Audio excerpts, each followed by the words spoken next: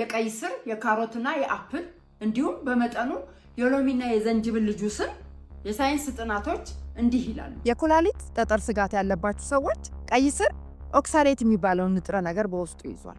ካሮት ለአይን እይታ እና ለቆዳ ጤና እንዲሁም ለበሽታ መከላከል፣ አፕል ለበሽታ መከላከልና ለቆዳ ጥራት፣ ቀይ ስር ለሴሎች እድገትና ለደም ምርት።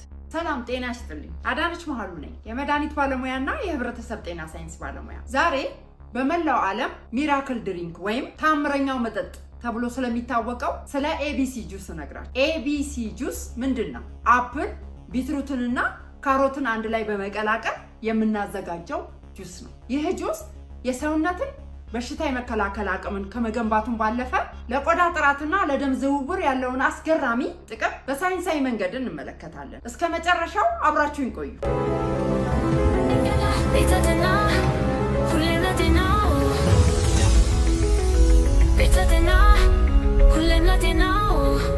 በዚህ ቪዲዮ እያንዳንዱ ንጥረ ነገር ለምን እንደተመረጠ ነግራችኋለሁ። ይህን ታምረኛ መጠጥ በሳይንሳዊ መንገድ በጥልቀት ስንመረምረው ጥቅሙ የሚመነጨው በውስጡ ካሉት 3 ዋና ዋና ተክሎች ውህድ ነው።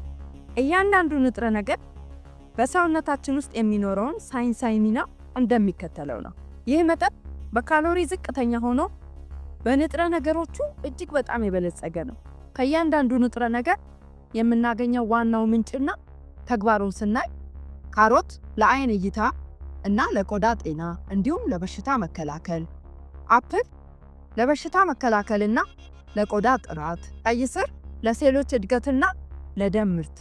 3ቱ ለልብ ምትና ለነርቭ ስራ እንዲሁም ለምግብ መፈጨትና ለቆሽት ጤና ከፍተኛ ሚና አላቸው። የመጀመሪያው ቀይ ስር ነው። ቀይ ስር ናይትሬትን ይዟል። ይህም በሰውነታችን ውስጥ ወደ ናይትሪክ ኦክሳይድ በመቀየር የደም ስሮችን ያሰፋል፣ የደም ግፊትን ይቀንሳል። በተጨማሪም ለአንጎል የደም ዝውውርን ይጨምራል። በሁለተኛ ደረጃ የምናየው ካሮትን ነው። ካሮት በቤታ ካሮቲን የበለጸገ ነው። ይህም በሰውነታችን ውስጥ ወደ ቫይታሚን ኤ በመቀየር ለአይን ጤናና ለቆዳ ውበት እጅግ በጣም ወሳኝ ነው። ሶስተኛው አፕል ነው። አፕል በውስጡ ፔክቲን የተባለውን ፋይበርና ቫይታሚን ሲን ይይዛል። ይህም በሰውነታችን ውስጥ የምግብ መፈጨትን ከማስተካከሉን ባሻገር መርዛማ ነገሮችን ከሰውነት ውስጥ ያስወግዳል። በተጨማሪ የምንጠቀማቸው ሎሚና ዝንጅብል ናቸው። ዝንጅብል በሰውነታችን ውስጥ ብግነትን ወይም ደግሞ ኢንፍላሜሽንን የሚከላከል ሲሆን ሎሚ ደግሞ አይረንን ከቀይ ስር ውስጥ በቀላሉ ወደ ደም ውስጥ እንዲገባ ያደርጋል። አዘገጃጀቱን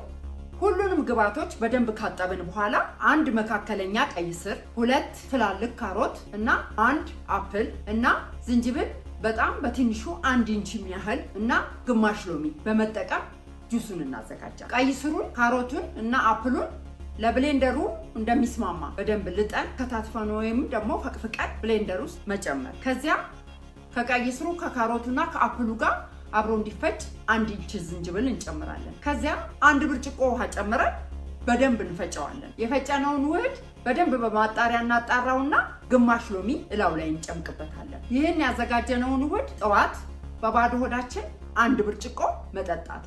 ከጠጣን ከ30 እስከ 45 ደቂቃ ምግብ ባንመገብ ይመረጥ። ይህን ያዘጋጀነውን ውህድ ለውጡን ለማየት ጠዋት በባዶ ሆዳችን ለ1 ሳምንት ብንጠቀመው ጥሩ ነው። ከተቻለ ደግሞ በየቀኑ ለብዙ ጊዜ መጠቀም ጥቅሙ በጣም የጎላ ነው። እነዚህ የቀይ ስር የካሮትና የአፕል እንዲሁም በመጠኑ የሎሚና የዘንጅብል ጁስን የሳይንስ ጥናቶች እንዲህ ይላሉ። ቀይ ስር በውስጡ ያለው ናይትሬት የደም ግፊትን ዝቅ በማድረግ ለልብ ስራ እረፍትን ይሰጣል። ካሮት ደግሞ ውስጡ ያለው ቤታ ካሮቲን ቆዳን ከፀሐይ ጨረር ከአልትራቫዮሌት ሬይስ መጎዳትን ይከላከላል። አፕል ደግሞ በውስጡ የሚገኘው ፔክቲን ፋይበር በጉበት ውስጥ የሚከማቹ ቆሻሻዎችን ለማስወገድ ይረዳል። በምናዘጋጅበት ጊዜ ቀይ ስር በስሎ ነው ወይስ ጥሬውን ነው የምንጠቀመው ብላችሁ ልትጠይቁኝ ትችላላችሁ።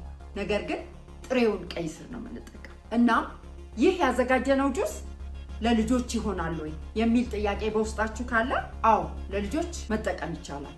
ነገር ግን መጠኑን በትንሹ አድርገን መጠቀም አለ። እናም ይህንን ጁስ አዘጋጅተን በምንጠቀምበት ሰዓት ጥንቃቄ ያስፈልጋል። የስኳር ህመም ያለባችሁ ሰዎች የቀይ ስርና የካሮቱ ጣፋጭነት በዛ ስለሚል በምትወስዱበት ሰዓት ሐኪማችሁን ማማከር አለባችሁ። እናም ደግሞ የስኳር ልኬታችሁን በየቀኑ እየተለካችሁ ብትወስዱት ይመረጣል። እንደዚያውም መጠኑን በትንሹ በማድረግ ከስኳራችሁ ጋር ቼክሮዝ እያደረጋችሁ ብትወስዱት ይመረጣል። እንዲሁም የኩላሊት ጠጠር ስጋት ያለባችሁ ሰዎች ቀይ ስር ኦክሳሌት የሚባለውን ንጥረ ነገር በውስጡ ይዟል። ይህ ንጥረ ነገር ከካልሲየም ጋር ሲዋሃድ የኩላሊት ጠጠር ሊፈጥር ስለሚችል የኩላሊት ጠጠር ታሪክ ያለባችሁ ሰዎች በሳምንት ከአንድ ወይም 2 ጊዜ በላይ መጠጣት የለባችሁ። በተጨማሪ ቀይ ስርን ከጠጡ በኋላ የሽንት ወይም የሰገራ ቀለም ወደ ቀይ ሊቀየር ይችላል።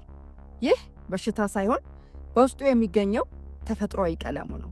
ይህ በሽታ ሳይሆን የቀይ ስሩ ተፈጥሯዊ ቀለም ወይም ፒግመንት የምንለው በሰውነት ውስጥ አልፎ ሲወጣ የሚፈጠረው ነው።